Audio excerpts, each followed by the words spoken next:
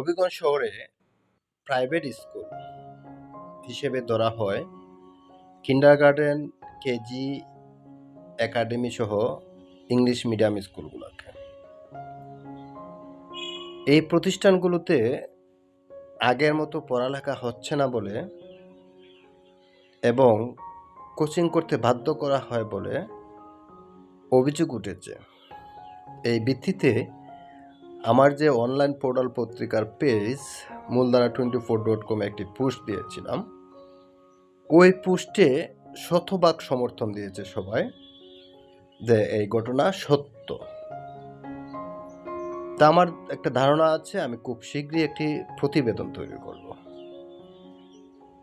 আবার এই পোস্টে অনেকে আবার নতুন নতুন তথ্য দিয়েছে বা আমার মেসেঞ্জারে তথ্য দিয়েছে, অভিযোগ করেছে। যেহেতু আমি পত্রিকায় রিপোর্ট করি সেই হিসেবে তারা চাচ্ছেন একটা প্রতিবেদন তৈরি করে। স্বাভাবিক বিষয়, সরেজমিনে দেখলাম বা বিভিন্ন মাধ্যমে জানতে পারলাম যে আগে যেভাবে পড়ালেখা হতো সেইভাবে এখন হচ্ছে না। আমরা কিন্তু কোথায় কোথায় প্রাথমিক বিদ্যালয় বা সরকারি স্কুল যেগুলো আছে এগুলোকে দোষারোপ করে এগুলোতে পড়ালেখা হচ্ছে না, আবার কোচিং করাইতে হয়, প্রাইভেট পড়াইতে হয় ইত্যাদি সমস্যা। সেম তদ্রুপ এখন প্রাইভেট প্রতিষ্ঠানগুলোর অভিযোগ উঠেছে যে তারা ভর্তি ফিস অনেক টাকা দিয়ে, মাসিক বেতন দিয়ে, বিভিন্ন সময় বিভিন্ন প্রোগ্রামের টাকা খরচ করে তারা আবার কোচিং করাইতে নাকি বাধ্য করা হচ্ছে।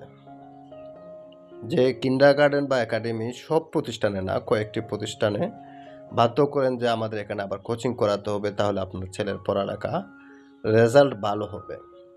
অথবা এমনও আছে যে বাসায় প্রাইভেট টিচার রেখে পড়াইতে হয়।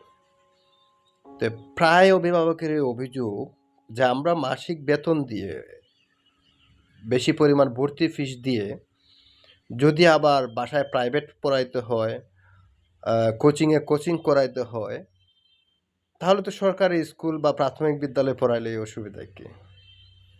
প্রাইভেট শিক্ষা প্রতিষ্ঠান বা কিন্ডারগার্টেন, একাডেমি অথবা কেজি স্কুল, ইংলিশ মিডিয়াম এগুলোতে পড়ানোর উদ্দেশ্য হচ্ছে স্কুলের পড়াটা স্কুলে পড়ায় দিবে, বাসায় এসে অভিভাবককে যা পড়ায় তা পড়াবে বা রিভিশন দিবে। এখন এইসব প্রতিষ্ঠানে পড়িয়ে যদি আবার হাজার হাজার টাকা খরচ করে কোচিং করাইতে হয়, বাসায় প্রাইভেট পড়াইতে হয়, তাহলে তো এই সরকারি স্কুল বা প্রাথমিক স্কুল বা প্রাইভেট প্রতিষ্ঠান তো সমান হয়ে গেল।